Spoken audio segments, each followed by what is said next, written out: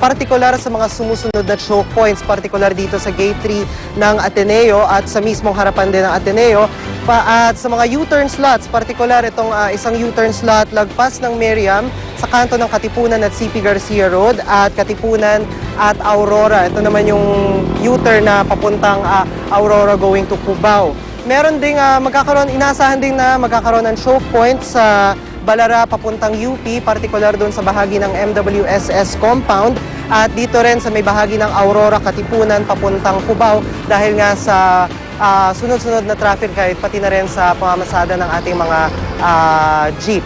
At meron din, inaasahan din na magkakaroon ng choke point o build-up dito sa Xavierville going to Katipunan.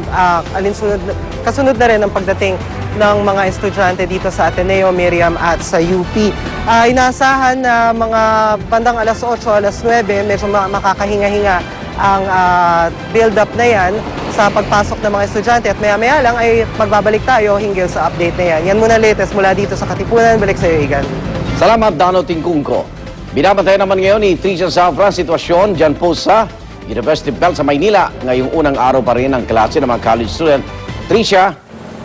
Igan, sa mga oras na ito, malinis pa itong University Belt, pati itong Menjola area kung saan narito yung dalawa sa ating mga malalaking universidad dito sa area, ang San Beda at CEU. Pero maya-maya lang, Igan, inaasahang dadagsa na rito ang mga libo-libong college students natin sa pagsisimula nga ng kanilang klase ngayong araw. At dahil dyan, mismong si NCRPO Chief Superintendent Alan Purisima ang maunguna sa pag-iikot sa mga universidad sa University Belt, batid marahil yung peligro o yung banta sa ating mga estudyante na mga masasamang loob dahil sila yung madalas puntiryahin ng krimen, lalo na ng pagnanakaw. Masusin nating tututukan yung kanilang inspeksyon na yan at ilan nga sa mga universidad na kanilang iikutan ay itong San Beda at CEU at UE at FEU. Magbabalik tayo maya-maya, Igan, para sa mga magiging kaganapan ng inspeksyon na yan. Igan? Maraming salamat, Tricia Zafra. Siyempre, mahalaga rin malaman natin kung ano ba ang magiging lagay ng panahon ngayong Back to School Monday morning. Ihatid sa atin yan ni Ginoong Sunny Paharilla, weather forecaster ng Pag-asa. Good morning, Sunny. Yes, good morning, Lynn. Narito nga Sunny? ating... Yes, good morning. Is it sunny today? Kailangan pa magdala ng payong mga estudyante or sa pagpasok sa eskwela or okay lang, huwag na? Dito po sa Metro Manila, makakaasa po tayo na medyo mainit-init po ngayong umaga. Pero inaasahan natin na mayroon tayong mga pulong-pulong pag-ulan at pagkidlat pagkulog mamayang bandang hapon. Dito naman po, kasi dumadaan po dito yung cloudiness na pumupunta po dito sa sentro ng ating low pressure area na medyo mataas na po yung latitude. Nandito na po ito sa 110 kilometers southeast po ng Puerto Princesa. Ito ay nakapaloob pa rin po sa ating IDZ o Intertropical Convergence Zone na nakakapit ngayon sa Visayas at saka sa Mindanao. Iba naman po ang senaryo dito po sa Visayas at Mindanao, kasama na po ang Southern Luzon. Kalat-kalat po yung mga pag-ulan dyan na may pagkulog at pagkidlat, kaya kailangan na magdala ng payong ating pong mga estudyante na pumapasok sa mga lugar na iyon. Bagaman dito sa Central Luzon, kasama na ang Northern Luzon, may mas maaraw po kaysa sa mas maulan ngayong araw. Okay, mas maaraw kaysa mas maulan. Pero mas maganda magdala pa rin ng payong, di ba, Sunny? Opo, kasi yun nga, pag ina-expect pa rin natin kahit Central at Northern Luzon na pagdating po ng bandang hapon, tanghali hanggang bandang hapon, ay magkakaroon na po ng accumulation ng ating pong cloudiness na mataas yung chances na magkaroon po ng rain shower sa hapon. Okay, high chances of rain. Thank you very much, Sunny Paharilla, weather forecaster ng Pag-asa. Thank you. Samantala, tulad ng nasabi ni Sunny, maulan po ngayon sa Mindanao, kaya naman nalubog sa tubig baha ang 20 barangay sa Cotabato City dahil sa walang humpay na pag-ulan. At sinisisi rin sa pagbabaha ang pagbara ng mga water hyacinth at water lily sa mga pangunahing lagusan ng tubig doon. Tinatayang aabot sa 16 na ektarya ang lawa ng mga nakabarang water lily sa Rio Grande de Mindanao. At dahil pahirapan ang pagtanggal ng makapal na halamang tubig, maging ang mga taga-Philippine Marines tumulong na po. Ang ilang residente naman tinitiis ang gabaywang na tubig baha. Mahigit 8,000 pamilya na rin ang dinala sa iba't ibang evacuation center kung saan marami nang nagkakasakit. Lubos na nangangailangan po sila ngayon ng pagkain, gamot at kulambo para sa mga bata at iba pang residente na nasa evacuation centers. At bukod sa Cotabato City, apektado rin ng pagbabaha ang 6 na munisipalidad sa lalawigan ng Maguindanao. Ayon kay Office of Civil Defense Chief Undersecretary Benito Ramos, Lubog sa baha ang mga bayan ng Datu Piang, Sultan ng Barongis, Pagalungan, Datu Buentawal, Datu Migtimbang at Mamasapano. Ang mga bayan na yan matatagpuan sa gilid ng Liguasan Marsh, kung saan konektado ang umaapaw na Rio Grande de Mindanao. Samantala sa muling pagtindi ng tensyon ng agawan sa Spratlys, nagprotesta ang ilang grupo, giit ng grupong bayan, huwag iasa sa tulong ng ibang bansa gaya ng Amerika ang paglaban sa pinag-aagawang isla. Bitbit ang kanilang makukulay na float, muli sila nagprotesta sa kalye.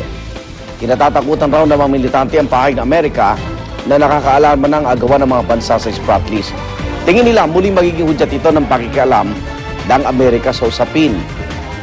Muli namang gita Malacanang sakop ng Pilipinas ang Reed Bank na isang islang malapit sa Palawan na sinasabing mayaman sa langis sa di umano'y pagapang na sinasakop ng China.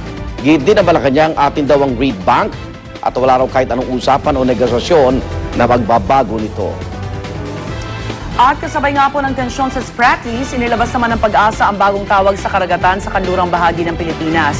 Imbes po na South China Sea, simula ngayon tatawagin na itong West Philippine Sea.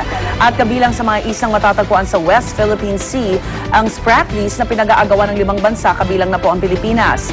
Mananatiling Philippine Sea naman ang tawag sa karagatan sa silangan ng bansa at kabilang sa Pacific Ocean. Unang ginamit ang tawag na West Philippine Sea sa isang news briefing ng Malacanang noong Biyernes, kung saan iginiit ang posisyon ng bansa sa ilang territorial issues ngayon.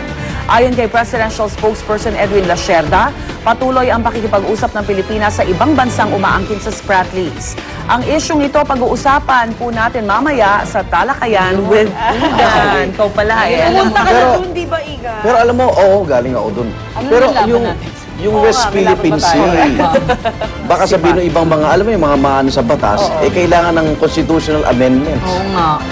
Kasi ang nagaling sa konstitusyon, ang Pilipina bilang archipelago ay napapaligyan ng ganito mga karagatan, di ba? correct. China Sea sa ganito, Philippines Sea sa China ganito, Sea. Celebes Sea sa ganito. So, Ganun eh. matatanggapin ba internationally o tayo lang rin talaga sa Pilipinas lang? Para outside the Philippines, it's still South China. Unless Hindi Sea. tayo makalaban ng armas, di sa mga salita na lang. Sa salita nila. Pero yung Reed kulang Bank, tayo sa dati patibay hindi ng kasi, loob. yung Reed Bank, talagang matagal na atin yan, ang lapit sa atin yan eh. Saka naman nakakita na, kunyari bahay ng aso mo, inaangkin ng kapitbahay mo, di ba? Pangit naman yun.